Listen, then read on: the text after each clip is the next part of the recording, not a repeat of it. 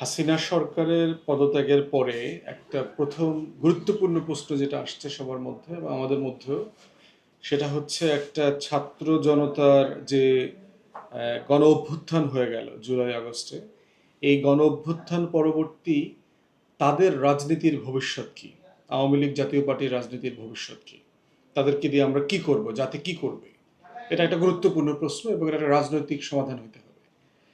পৃথিবীর ইতিহাসে সব জায়গাতে আমরা দেখেছি যে গণ অভ্যুত্থানের মধ্য দিয়ে যখন কোনো সরকারি এক দলকে অথবা যারা রাজ পরিবার থাকে তাদেরকে যখন উৎখাত করা হয়, তখন আগের হিস্টোরিক্যাল এক্সপিরিয়েন্স তাদেরকে হচ্ছে গিলোটিনে দেওয়া হতো। গিলোটিনের নিচে করে পুরো রাজ পরিবারকে কচুকাটা গলা কাটা করা হতো আর কি। এবং আমরা যদি ফ্রেঞ্চ রেভলিউশনের হিস্ট্রি দেখি, সেখানে রাজ পরিবারের ছোট ছোট শিশু বাচ্চাদেরকে পর্যন্ত মেরে ফেলা হয়েছে, কাউকে জীবিত রাখা হয়নি রাজ পরিবারে। আমরা দেখেছি বলশেভিক রেভলিউশনের পরে যেটা হয়েছে রাশিয়াতে, যে জারের পরিবারের সবাইকে মেরে ফেলা হয়েছে। তো এইভাবে পৃথিবীর বিভিন্ন জায়গাতে এই ধরনের ঘটনা আছে যে কাউন্টার কুয়ের মধ্য দিয়ে যাদেরকে উৎখাত করা হয় তাদেরকে আহ, বাঁচিয়ে রাখা হয় না, তাদেরকে বাঁচতে দেওয়া হয় না। তো এখন এই আওয়ামী লীগকে আমরা কি করব? এই এই যে রাজনৈতিক দলটা যে গত 16 বছর ধরে জনগণের ম্যান্ডেট ছাড়া, নির্বাচন ছাড়া, ভোট ছাড়া, গণতন্ত্র ছাড়া জোর জবস্তি করে এখানে ক্ষমতায় বসেছিল এবং আহ, আমাদের উপর জুলুম করেছে, তাদের ভবিষ্যৎ কি? দেখেন, হিটলার এবং মুসোলিনির পতনের পরে যখন দ্বিতীয় বিশ্বযুদ্ধে মিত্র শক্তিরা বিজয়ী হলেন, তখন ইটালিতে কি করছে? ফাসিস্টদেরকে তো দল নিষিদ্ধ করে দিয়েছে। এই দলের যারা সদস্য ছিল তাদেরকে জেলে নেওয়া হয়েছে, তাদেরকে বিভিন্ন মেয়াদে কারাদণ্ড দেওয়া হয়েছে, রাজনীতিতে নিষিদ্ধ করা হয়েছে। জার্মানিতে একই অবস্থা হয়েছে। যখন নাৎসি পার্টিকে নিষিদ্ধ করা হয়, তখন তাদের দলের সদস্যদেরকে জেলে যেতে হয়েছে, মেরে ফেলা হয়েছে, বিভিন্ন মেয়াদে কারাদণ্ড দেওয়া হয়েছে এবং রাজনীতিতে নিষিদ্ধ করা হয়েছে। আমরা ইরাকে দেখেছি সাদ্দাম হোসেনের যে বাথ পার্টি ছিল, এই বাথ পার্টিরও একই অবস্থা হয়েছে। তো এখন বাংলাদেশে আওয়ামী লীগ এবং জাতীয় পার্টির ভবিষ্যৎ কি? 71 সালে দেখেন, আওয়ামী লীগ ক্ষমতায় ফিরে আসার পরে শেখ মুজিবের সরকার কি করেছে? যারা পাকিস্তানপন্থী রাজনৈতিক দল ছিল, ধরেন মুসলিম লীগ, নেজামে ইসলামী, তারপরে জামায়াতে ইসলামী থেকে শুরু করে এই প্রত্যেকটা রাজনৈতিক দলের রাজনৈতিক কর্মকাণ্ড তারা নিষিদ্ধ করেছিল।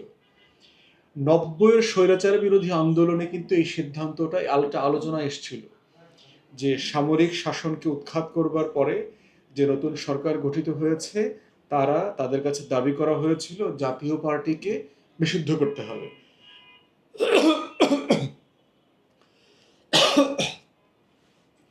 কিন্তু দুঃখজনকভাবে আমরা দেখলাম যে তখনকার রাজনৈতিক দলগুলো এই ডিসাইসিভ একটা সিদ্ধান্ত তখন তারা নিতে পারেনি।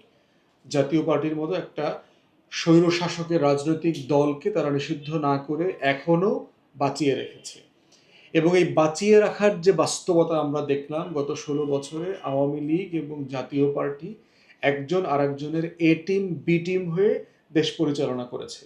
এবং দেখেন, শেখ হাসিনার ফিরে আসা 1981 সালে আসার 2 সপ্তাহের মধ্যে প্রেসিডেন্ট জিয়াউর রহমানের খুন হওয়া, এরপরে এরশাদ 1 বছরের ভিতরে করে ফেললো, করে আবার ক্ষমতা নিয়ে নিল এবং জাতীয় পার্টি গঠন করলো 2-3 বছর পরে। এবং এই পুরো সময়টাতে এরশাদের পিরিয়ডে কিন্তু আওয়ামী লীগ বি টিমের দায়িত্ব পালন করেছে। 86 সালের নির্বাচনে এরশাদের স্বৈর শাসকের সাথে নির্বাচন করেছে, টাকা পয়সা নিয়েছে, জাতীয়ভাবে ঘোষণা করেছিল যারা নির্বাচনে যাবে তারা জাতীয় বেঈমান, হাসিনা ঘোষণা করেছিল। তারপরে শেখ হাসিনা গেছে। তো এই যে লেজিটিমেসি দেওয়ার মধ্য দিয়ে যেটা দেখলাম, গত 16 বছরে আওয়ামী লীগের যাচ্ছে তাই নির্বাচন, ভোট এবং গণতন্ত্র জোর করে ক্ষমতায় থাকার প্রত্যেকটা কাজে জাতীয় পার্টিও বৈধতার সনদ দিয়েছে। এবং দেখেন, আপনাদের মনে থাকবার কথা 2014 সালে সে ভারতের পররাষ্ট্র সচিব যখন এসেছিলেন সুষমা স্বরাজ, এরশাদ তখন সিএমএইচে ভর্তি, তাকে ধরে এনে জোর করে নির্বাচনে যাবার ব্যবস্থা করেছে। এই বছরও আমরা বিভিন্ন জায়গাতে পড়লাম যে জি এম কাদেরকে নির্বাচনে আসতে পার্সু করা হয়েছে, অথবা তিনি বলেছেন আমাকে বাধ্য করা হয়েছে, উনি দিল্লিতেও গেছেন নির্বাচন হওয়ার আগে আগে। তো সবকিছু মিলে আমরা দেখলাম যে দিল্লির অনুগত রাজনীতিতে আওয়ামী লীগ এবং জাতীয় পার্টি ঐতিহাসিকভাবে একজন আরেকজনকে করবোরেট করেছে, কমপ্লিমেন্ট করেছে, এ টিম এবং বি টিম হিসাবে। যেহেতু ছাত্র সমাজের একটা গণ অভ্যুত্থানের মধ্য দিয়ে এখন বাংলাদেশ রাষ্ট্রটা নতুন করে স্বাধীন হয়েছে, সেক্ষেত্রে এখন করণীয় কি? প্রথম কথা হচ্ছে যে এদের দুজনের রাজনীতিকে নিষিদ্ধ করতে হবে দল আকারে। আওয়ামী লীগ এবং জাতীয় পার্টি রাজনৈতিক দল হিসেবে নিষিদ্ধ করে দিতে হবে, কারণ তারা বাংলাদেশে একটা একদলীয় বাকশালী শাসন কায়েম করেছে। তারা বাংলাদেশের ইতিহাসের সবচেয়ে নৃশংসতম অনেকগুলো গণহত্যা করেছে। তারা বাংলাদেশে গুম, খুন, হত্যা, বিরোধী দলের রাজনীতিকে নাই করে দিয়েছে। তারা বাংলাদেশে ভোট, গণতন্ত্র, নির্বাচনকে হত্যা করেছে। তারা বাংলাদেশের স্বাধীনতার ঘোষণাপত্রের সাথে আমাদের যা যা ওয়াদা ছিল তার প্রত্যেকটা ওয়াদার খেলাফ করেছে। এই খেলাফের দায়ে তাদেরকে, যেহেতু গণ অভ্যুত্থানে তারা পরাজিত হয়েছে, এই নতুন স্বাধীন বাংলাদেশে পরাজিত শক্তি হিসাবে তাদেরকে নিষিদ্ধ করতে হবে। আওয়ামী লীগ, জাতীয় পার্টি এবং তাদের যে 14 দলীয় যে জোট আছে প্রত্যেকটা দলকে নিষিদ্ধ ঘোষিত করতে হবে। এবং এই বিষয়ে আমরা কেয়ারটেকার গভর্নমেন্ট যারা আছে, ইন্টারিম গভর্নমেন্টকে বলবো যে আপনারা প্রজ্ঞাপন জারি করে এই ডিসাইসিভ সিদ্ধান্ত নেন, কারণ তারা দেশের শত্রু, রাষ্ট্রের শত্রু, জনগণের শত্রু।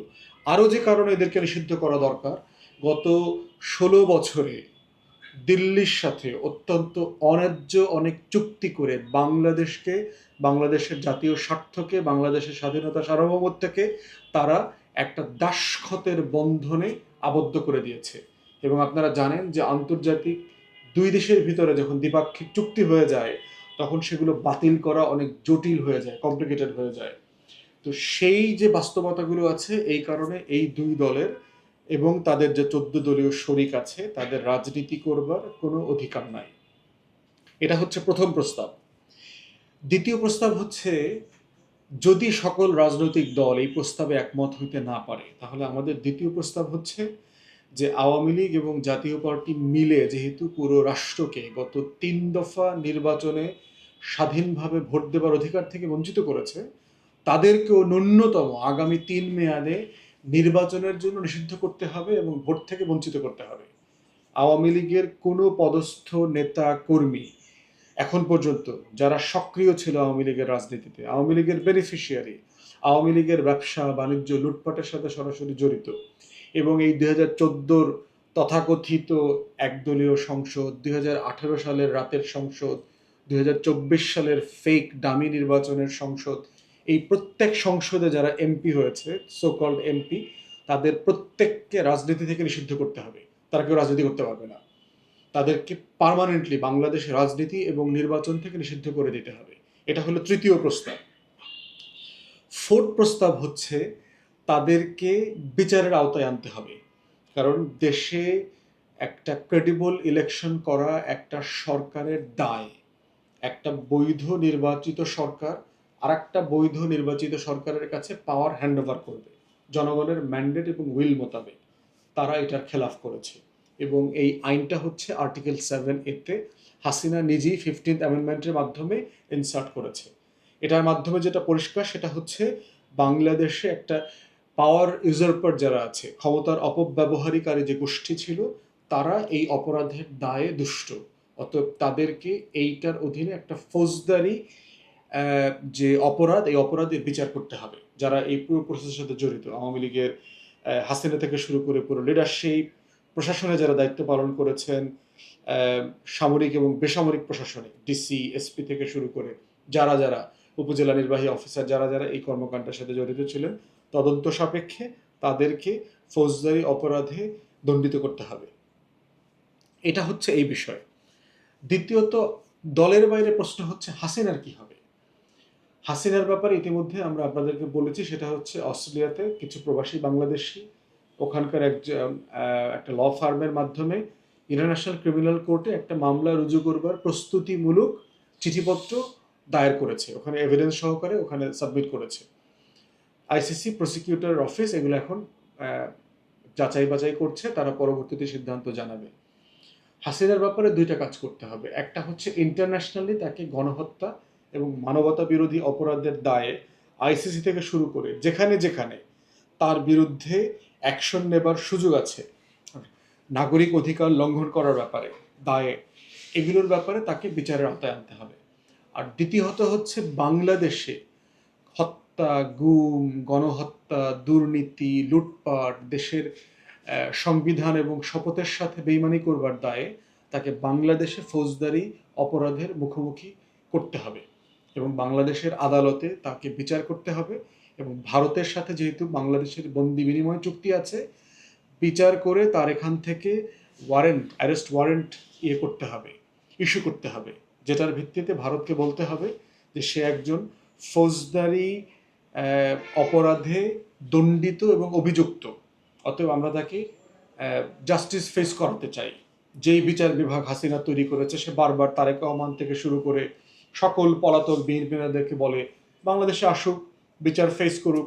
ডক্টর ইউনূসকে মিথ্যা মামলা দিয়ে ইচ্ছামতো হেনস্থা করেছে, বেগম খালেদা জিয়াকে মিথ্যা মামলা দিয়ে কারাগারে রেখেছে। অতএব এই বিচারের মুখোমুখি হাসিনাকেও করতে হবে। এটা হচ্ছে আমাদের পক্ষ থেকে ছাত্র জনতার এই যে গণ অভ্যুত্থান পরবর্তী যে বাস্তবতা, এইটা জাতির কাছে দাবি। তাই আমরা দেশবাসীকে বলবো, ছাত্র সমাজকে বলবো, জনতাকে বলবো, যারা এই আন্দোলনে সক্রিয়ভাবে অংশগ্রহণ করেছেন, আপনারাও আপনাদের জায়গা থেকে দাবি তোলেন। এই দাবিটা বাংলাদেশে আগামী 50 বছরের রাজনীতিতে আমাদের গণতান্ত্রিক যে রূপান্তরের কাজ চলতেছে সেখানে গুরুত্বপূর্ণ ভূমিকা পালন করবে। ধন্যবাদ সবাইকে।